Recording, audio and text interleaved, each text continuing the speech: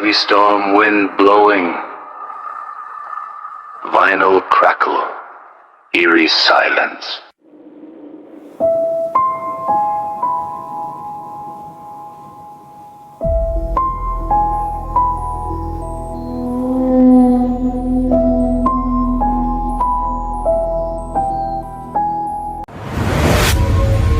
Sohan started his college life with eyes full of countless dreams.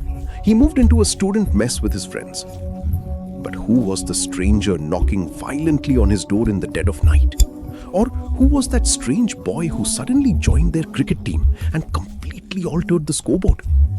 Let's lose ourselves in the realm of fear at Achinpur with a friend. Today at Achinpur, we have an incredible email. Welcome back, everyone. I hope you are all doing well. I expect you to listen to this story from the very beginning to the absolute end. Let's dive straight into the incident. I will read it exactly as it was written and sent to me. Dear listeners, many of you, for the sake of your education or jobs, have left your homes to settle down in unknown cities and gotten used to living in a mess. While mess life holds a lot of fun and memories, dark, hidden mysteries often lurk in its shadows, mysteries that many of us fail to notice at first. Today's story revolves around one such mysterious mess.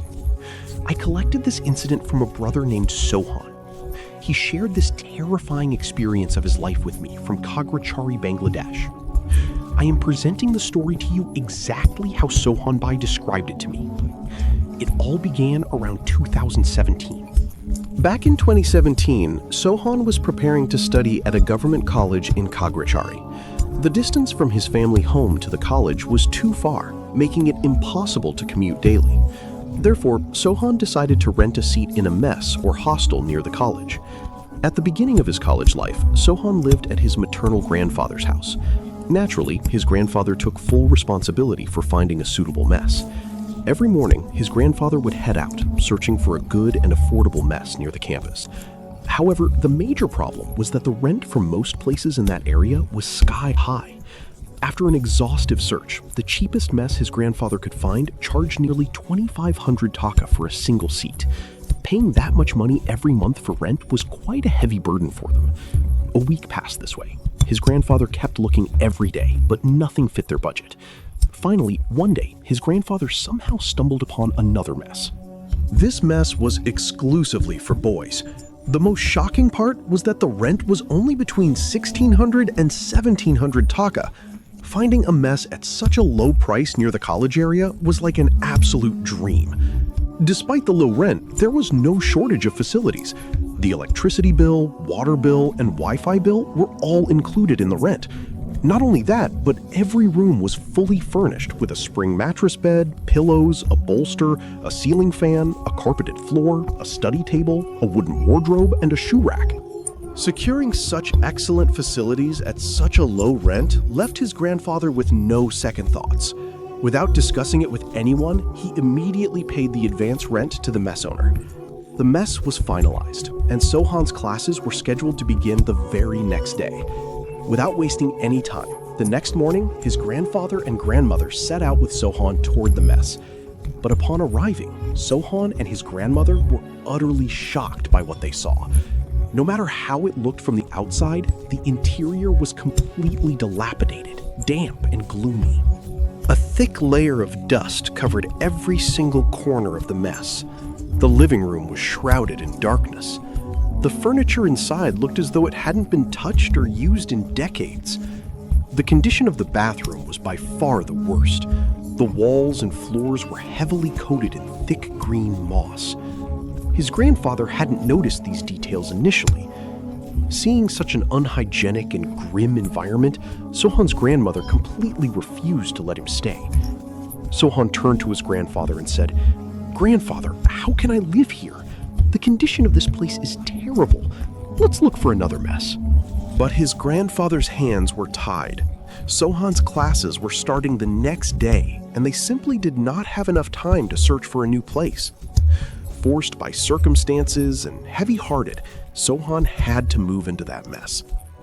On his very first day, Sohan noticed that the mess had a total of 8 rooms, and every room was occupied. He quickly got acquainted with the senior brothers and boys his own age. They all gathered in the living room and chatted for a long time. In the middle of a new environment and new people, they lost track of time, and midnight struck before anyone even realized it. As the night grew deeper and everyone had classes or work the next day, they all retired to their respective rooms to sleep. Sohan entered his room, locked the door, and lay down on his bed. This was his first night there. But Sohan had no idea that this night would mark the beginning of one of the most terrifying chapters of his life. Sohan fell fast asleep. He couldn't remember how long he had been sleeping when a sudden, violent noise shattered the silence near his ear. It sounded as if someone was pounding on his room door with immense, brute force. The banging was so loud and aggressive that it felt like the door would shatter into splinters at any moment. Sohan was dreaming that someone was trying to break down his door.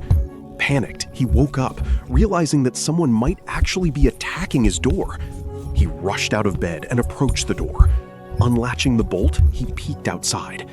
There was no one. The entire corridor was completely empty and dead silent. The door itself was completely undamaged. Sohan thought to himself, the sound felt like it was coming right from my door. Maybe someone was banging on a neighbor's door and I just misheard it in my sleep. Reassuring himself, Sohan locked the door and went back to bed. But the exact moment he closed his eyes, the noise started again.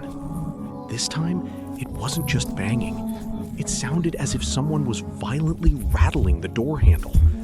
The rattling was so sharp and intense that it felt like his eardrums would burst. Not only that, but it felt as if someone from the outside was aggressively twisting the handle, trying to force the door open. Now all doubts vanished from Sohan's mind. He knew for a fact that someone or something was trying to break into his room. Overcome with intense fear, Sohan screamed, "Who is it? Who's out there? What do you want?" But no answer came from the other side. Yet the violent rattling of the handle and the pounding on the door continued unabated. Sohan screamed even louder, "I am asking you, who are you? What do you need?" Right after his second scream, all the noises outside abruptly stopped. A suffocating silence blanketed the surroundings. Sohan couldn't fathom who was outside. He began to suspect that a thief or a robber had broken into the mess. Gathering whatever courage he had left, he made a decision. He decided to open the door himself and see who was out there. But the very moment he took a step toward the door, a woman's agonizing shriek pierced the air right next to his ears. It sounded as though a woman was being brutally tortured, crying out in pure agony. Along with her desperate weeping, a terrifying, heavy thudding sound echoed against the walls. It felt as if someone had grabbed the woman by her hair and was violently slamming her head against the concrete walls of the mess. Hearing this, Sohan froze in pure terror. His hands and feet turned ice cold. The woman's agonizing screams and the sickening thuds against the wall continued for quite some time. Then, suddenly, everything went dead silent again. Sohan crept toward the door once more. He cautiously placed his hand on the bolt. But before he could slide it open, the door handle began to twist violently from the outside again. Terrified, Sohan yanked his hand away from the lock. He realized that whatever was outside was desperate to enter his room. Just then, a heavy, deeply enraged male voice echoed from the corridor. The man growled, "Come out right now, girl! Do you think you can hide from me? I know you are inside this room. Open the door, or I will sever your head from your body." Hearing the man's words, Sohan's heart pounded wildly against his chest. He realized the man had mistakenly targeted his room, thinking a girl was hiding inside. In a trembling voice, Sohan stammered, "Listen, you have the wrong room. There is no girl here. Please go away." But the man paid no attention to Sohan's words. Becoming even more furious, he began violently kicking the door. Under the sheer force of the kicks, the wooden door felt like it was about to crack open. Sohan retreated to a corner of his bed, trembling and curling into a ball. Suddenly, a deafening crash echoed through the room. The door lock snapped and the door swung wide open. As it opened, Sohan saw a massive, towering male figure standing on the threshold. The man had an incredibly muscular and robust build. Because the corridor light was dim, Sohan couldn't make out his face clearly. However, a massive, razor-sharp meat cleaver glistened ominously in the man's right hand. The figure began taking slow, heavy steps into the room. The closer the man got, the further Sohan shrank back against the headboard of his bed. Just as the towering figure reached the edge of the bed, the melodious and serene sound of the Fajr Adhan, morning call to prayer, suddenly drifted into Sohan's ears. The moment the Adhan reached him, Sohan bolted upright in bed, gasping for air. His entire body was drenched in sweat. It took him a few moments to realize that he had been trapped in a horrific nightmare. Yet, the nightmare felt far more real than reality itself. Calming his racing heart, Sohan muttered, "Alhamdulillah, it was just a dream. I thought I was dead tonight." Sohan got out of bed and walked over to his door. He found it perfectly locked from the inside, with absolutely no signs of damage or forced entry. A wave of relief washed over him. He performed his ablutions, prayed his Fajr namaz, ate his breakfast, and prepared to leave for college. As Sohan stepped out into the corridor, he ran into one of the senior brothers of the mess, named Tariqul. Tariqul Bai looked at Sohan, flashed a deeply mysterious smile, and walked up to him. "Who came to your room last night?" Hearing Tariqul Bai's words, Sohan gasped. Stunned, Sohan replied, "What do you mean, Baya? Who are you talking about? I was completely alone." Tariqul Bai remained silent for a moment. Then he said, "Oh, I see. All right, don't mind me. Hurry up and get to college, or you'll be late on your very first day." Tariqul Bai's cryptic words felt incredibly bizarre to Sohan, but since it was his first day of college, he chose not to overthink it and left. The entire day passed smoothly with college classes and hanging out with new friends. He had almost forgotten about the horrific nightmare from the previous night. Soon, twilight faded and darkness fell once more. It was his second night in the mess. Sohan finished his dinner and went to his room to sleep. Exhausted from the day's activities, he fell asleep quickly. However, a far more terrifying experience was waiting for him that night. After falling asleep, Sohan began to dream again. But this time, it didn't start with banging on the door. Instead, right next to his ear, he heard the distinct sound of a woman weeping. She was sobbing uncontrollably. The weeping woke Sohan up from his slumber. He opened his eyes, and what he saw standing in the corner of his dark room made the blood run cold in his veins. A woman was standing there, weeping. She was incredibly beautiful, but she wore tattered, worn-out clothes. Her body looked severely emaciated and weak. Looking down at her feet, he noticed they were covered in countless deep cuts and wounds. Her long hair cascaded down to her waist. Water was dripping from her wet hair, drop by drop. The woman stared intently at Sohan. Shaking with uncontrollable fear, Sohan stammered, "Who are you? What are you doing here? Who hurt you like this?" The woman looked at Sohan, and in a tearful, trembling voice, she begged, "Bhaiya, save me. They will kill me. They will cut off my head. I don't want to die. Please have mercy." Before the woman could even finish her sentence, a violent crash shook the door. The aggressive man from the previous night had returned. The man began kicking the door violently, screaming, "Where are you, girl? I know you are inside." The girl cried out again, Hurry up, please save me. If that man gets inside, he won't let me live. Seeing her completely helpless state, Sohan could no longer remain passive. He rushed out of bed and pressed his entire body weight against the wooden door to hold it shut. From the outside, the man was using superhuman strength to force it open. Sohan fought with every ounce of life in his body to keep the door locked. The force from the outside became so immense that Sohan felt his grip slipping. Right at that critical moment, the sound of the Fajr Azan drifted through the air. Sohan bolted awake in his bed once again.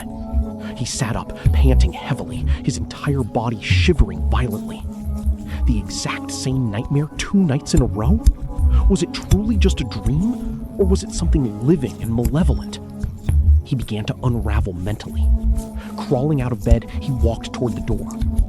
What he saw when he reached it made his heart skip a beat. There was a massive, deep crack running down the center of his wooden door. It looked exactly as if someone had violently kicked it from the outside. He panicked.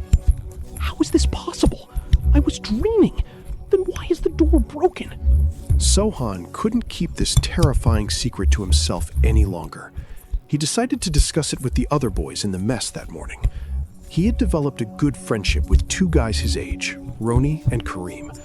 He opened up to them and described his nightmares in vivid detail, asking if they had ever experienced anything similar. However, Roni and Kareem assured him that they had never dreamt of such a man or woman. But they did admit one thing. Strange things happened in this mess from time to time. Sometimes, objects would mysteriously move from their places. Occasionally, someone could be heard humming an eerie tune inside the bathroom. Other times, it felt as if someone was cooking in the kitchen in the dead of night. Beyond that, they hadn't faced any major or life-threatening problems. Hearing his friends, Sohan tried to rationalize it. He thought the door might have been cracked before he moved in, and he simply hadn't noticed. He figured the anxiety of moving into a new mess was messing with his mind, causing these horrific dreams. He comforted himself and tried to focus on his studies, but his peace of mind didn't last long. From that night on, the exact same nightmare plagued Sohan every single night. Sometimes the weeping woman begged for his help. Other times, the furious man battered his door. This relentless mental torture pushed Sohan to the brink of insanity. Going to sleep became a psychological terror. He would stay awake all night, only catching a few minutes of sleep after the sun rose following the Fajr Adhan. Suffering through this extreme psychological horror, an entire semester, 6 months passed. Finally, the college broke for a semester vacation. Receiving the vacation notice, Sohan breathed a massive sigh of relief. He packed his bags and headed straight to his grandfather's house. During the 3-month vacation, he faced absolutely no supernatural anomalies. He slept peacefully at home, completely free from the haunting nightmares. But after 3 months, the vacation ended, and Sohan had to return to that dreadful mess in Kagrachari. Since the mess had been locked up for months, thick dust had gathered everywhere. The moment Sohan unlocked and entered his room, a sickening, foul stench hit his nose. He switched on the light, and what he saw left him completely paralyzed with shock. His entire room had been completely ransacked and destroyed. The bed sheets were torn and scattered on the floor. The small mirror on his study table was shattered into 1,000 pieces. The small desk lamp he used for studying at night was crushed. And most horrifyingly, a thick, dark red substance, resembling blood or dark sauce, was smeared all over the floor. It looked as if someone had intentionally destroyed the room in a fit of rage. Panicked, Sohan immediately called Roni and the other boys to show them the state of his room. Roni and the others were dumbfounded. They mentioned they had returned to the mess a few days prior, but they swore they had never seen anyone enter or leave Sohan's room, nor had they heard any noises. Furthermore, Sohan's door padlocks were perfectly intact and locked when he arrived. Who could have broken in and done this? A deep sense of unease settled over everyone. Together, they spent hours cleaning up Sohan's room. After finishing, they realized they were starving and decided to buy food from outside to eat together. As they all sat in Roni's room, eating and chatting, a sharp, piercing sound of weeping suddenly echoed through the corridor. Roni froze mid-bite and whispered, "Do you guys hear that? It sounds like someone is crying." Everyone stopped talking, straining their ears to listen. Yes, the sound was unmistakably clear. A woman was weeping in a deeply tragic, sorrowful tone. And the sound of this weeping was coming directly from Sohan's locked room. Shaking with fear, Sohan whispered, That is coming from my room. But there's no one inside. I literally locked it myself." Roni and Sohan summoned their courage and crept towards Sohan's door. They pressed their ears against the wood. The weeping inside was loud and clear. With trembling hands, Sohan unlocked the padlock and threw the door open. But there was no one inside. The room was completely empty, and the moment the door swung open, the weeping stopped instantly. This horrifying event left everyone deeply shaken. Sohan refused to sleep in his room that night, but since Roni's room had no extra space, he was forced to return to his own bed. Trembling, Sohan constantly prayed to Allah as he lay down. Miraculously, he slept completely undisturbed that night. No nightmares came to plague him. 3 weeks passed this way without any further supernatural incidents. Sohan began to assume that whatever entity was haunting the mess had finally left. Then came the Thursday night of the 4th week. Sohan finished his Isha prayers and was preparing to go to sleep. Suddenly, the eerie howling of street dogs drifted through his window. The dogs were crying in a bizarre, terrified manner, as if they were looking directly at something monstrous. Sohan peeked through his window and saw about 8 dogs gathered in a circle in the empty plot next to the mess. The dogs were staring directly up at Sohan's bedroom window, howling and barking continuously. Seeing this, the familiar icy grip of fear returned to Sohan's chest. Right then, a frantic knock sounded on his door. From the outside, Tariq Bai's tense voice called out, "Sohan, open the door! Come outside quickly! We are all gathering in the living room!" Sohan opened the door immediately to find Tariq Bai standing there with a pale, deeply worried expression. Sohan asked, "What happened, Tariq Bai?" He replied grimly, "Don't ask any questions, Sohan. No one is sleeping in their own rooms tonight. Everyone is sleeping in my room. Something deeply malevolent is about to manifest here tonight. Hurry up!" Everyone gathered in the living room, preparing to shift to Tariq Bai's room. However, Kareem flatly refused to join them. Annoyed, Kareem said, "Come on, brothers, what is this nonsense? I don't believe in ghosts or spirits. I can sleep perfectly fine in my own room. Go ahead without me." Tariq Bai desperately tried to reason with Kareem, but Kareem remained stubborn. Ultimately, Tariq Bai had no choice. Leaving Kareem in his room, Tariq brother took the rest of the boys into his room. Packed together inside, they began reciting the Holy Quran and Surah Yasin out loud. After a while, a blood-curdling shriek echoed from Kareem's room. It sounded as though Kareem was being physically assaulted and tortured. Everyone rushed toward Kareem's room. The door was wide open.